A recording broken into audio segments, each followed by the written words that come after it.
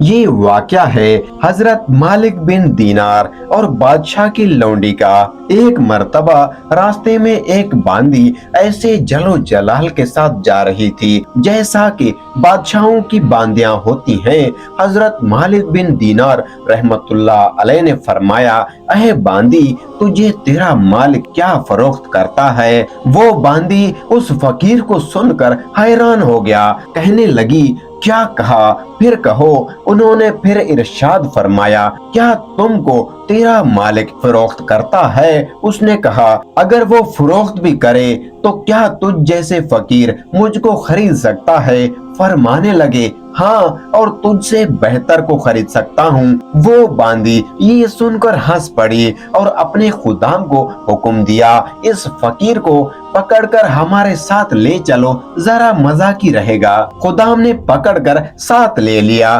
وہ جب گھر واپس پہنچے تو اس نے اپنے آقا سے قصہ بیان کیا۔ وہ بھی سن کر بہت ہنسا اور ان کو اپنے سامنے لانے کا حکم دیا۔ جب یہ سارے سامنے پیش کیے گئے تو اس آقا کے دل پر ایک ہیبت سی ان کی چھا گئی۔ کہنے لگا، آپ کیا چاہتے ہیں؟ انہوں نے فرمایا کہ تو اپنی باندی میرے ہاتھ فروخت کر دے۔ اس نے کہا، کیا آپ اس کی قیمت دے سکتے ہیں؟ حضرت مالک بن دینار رحمت اللہ علیہ نے فرمایا، میرے نزدیک اس کی قیمت کھجور کی 2 گٹھلیاں ہیں۔ یہ سن کر سب ہنسنے لگے۔ اس نے پوچھا کہ تم نے یہ رقم کس مناسب سے تجویز کی؟ انہوں نے فرمایا کہ اس میں عیب بہت ہیں۔ اس نے پوچھا کہ اس میں کیا عیب ہیں؟ فرمانے لگے، اگر عطر نہ لگائے تو بدن میں سے بو آنے لگے، اگر دانت صاف نہ کرے تو منہ میں سے بدبو آنے لگے گی، اگر بالوں میں تلک کنگھی نہ کرے تو وہ پریشان حال ہو جائے، جوں ان میں پڑ جائیں، اور سر میں سے بو آنے لگے، ذرا عمر زیادہ ہو جائے گی تو بوڑھی بن جائے گی، منہ لگانے کے قابل نہ رہے گی، اس کو آتا ہے پیشاب پاخانہ، یہ کرتی ہے، ہر قسم کی گندگیاں، دھوک سنگرال، ناک کے چوہے وغیرہ اس میں سے نکلتے ہیں، ہم رنگ مصیبتیں جس کو پیش آتی ہیں، خود غرض کتنی کی محض اپنے فرض کی وجہ سے تجھ سے محبت ظاہر کرتی ہے، محض ان سب کی راحت و آرام کی وجہ سے تجھ سے الفت جتاتی ہے، آج کوئی تکلیف تجھ سے ان کو کوئی پہنچائے، ساری محبت ختم ہو جائے گی، انتہائی بے وفا، کوئی قول قرار نہ کرے، اس کی ساری محبت جھوٹی ہے، کل کو تیرے بعد کسی دوسرے کے محلوں میں بیٹھے گی، اس سے بھی ایسی محبت کے دعوے کرنے لگے گی، میرے پاس اس سے 1000 درجہ بہتر باندی ہے جو اس سے نہایت کم قیمت میں ہے، وہ کافور کے جوہر سے بنی ہے، مشک اور زعفران کی ملاوٹ سے پیدا کی گئی ہے، اس پر موتی اور نور لپیٹا گیا ہے،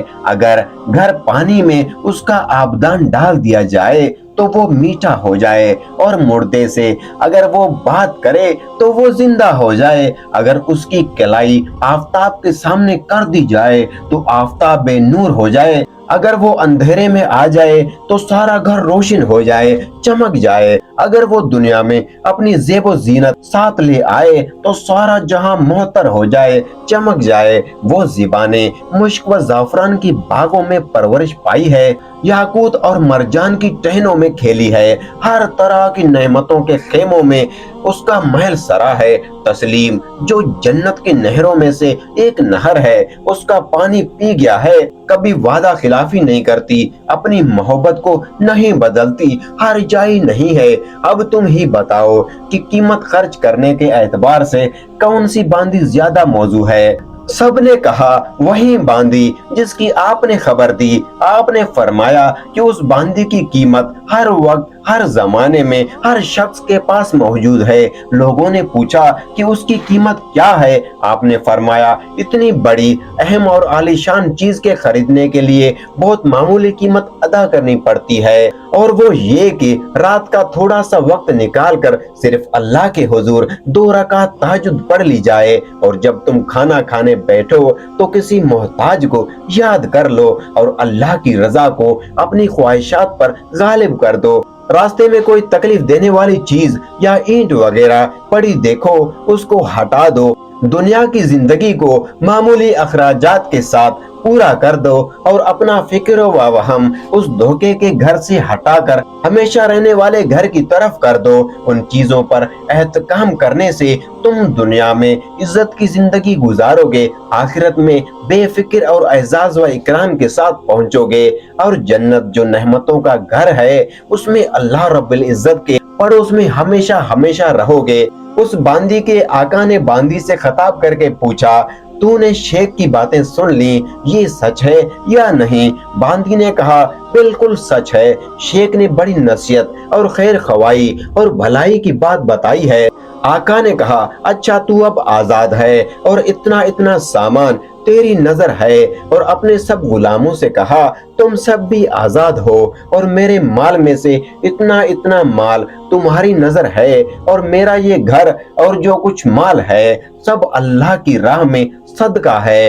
और घर के दरवाजे पर एक मोटे से कपड़े का पर्दा पड़ा हुआ था, उसको उतार कर अपने बदन पर लपेट लिया और अपना सारा लिबास जो बादशाहों का लिबास था उसको उतार कर सदका कर दिया। उस बांदी ने कहा, ऐ मेरे आका, तुम्हारे बाद मेरे लिए ये जिंदगी अब खुशगवार नहीं है। और उसने भी एक मोटा सा कपड़ा पहनकर अपना सारा जेब व जीनत का लिबास और अपना सारा माल सदका करके आका के साथ बोली। और मालिक बिन दीनार रहमतुल्लाह अलैह उनको दुआएं देते हुए उनसे रुखसत हो गए, और वो दोनों सारे हैश व अशरत को तर्क करके अल्लाह की इबादत में मशगूल हो गए, और उसी हालत में उनका इंतकाल हो गया। अल्लाह अकबर। तो मेरे मोहतरम अजीज दोस्तों, दुनिया की जिंदगी मौज एक धोखा है। उसने हमारी आंखों पर पर्दे डाल दिए हैं। जिसकी आंखों से ये पर्दे हट जाते हैं वो अल्लाह को पहचान लेता है। उसका दिल इस आर्जी दुनिया से उठ जाता है, वो सिर्फ अल्लाह अल्लाह करता है। अल्लाह पाक ने कुरान में बार बार फरमाया है, दुनिया एक धोखा है, दुनिया मोमिन के लिए कैद खाना है। इसलिए मेरे मोहतरम अजीज दोस्तों, इस दुनिया की रंगीनियों में खोकर अपने अल्लाह पाक को भूल मत जाइए। अपने अल्लाह पाक को याद रखिए, अपने आने का मकसद याद रखिए कि दुनिया में आप किस मकसद के लिए आए हैं। इन्हीं लफ्जों के साथ मैं इजाजत चाहूंगा, इस उम्मीद के साथ कि सांसों ने वफा की तो अगली बार एक और वीडियो को लेकर आपके खिदमत में हाजिर होंगे। तो अगर आपको वीडियो अच्छी लगी है तो वीडियो को लाइक करके शेयर जरूर कीजिएगा, ताकि किसी दोस्त के पास ये वीडियो पहुंचे और वो इसको देखे, वो और अल्लाह की राह में जाए और सदका करे, नमाज पढ़े। अल्लाह हम सबको नमाज पढ़ने और नमाज पर अमल करने की तौफीक अता फरमाए। आमीन सुम आमीन।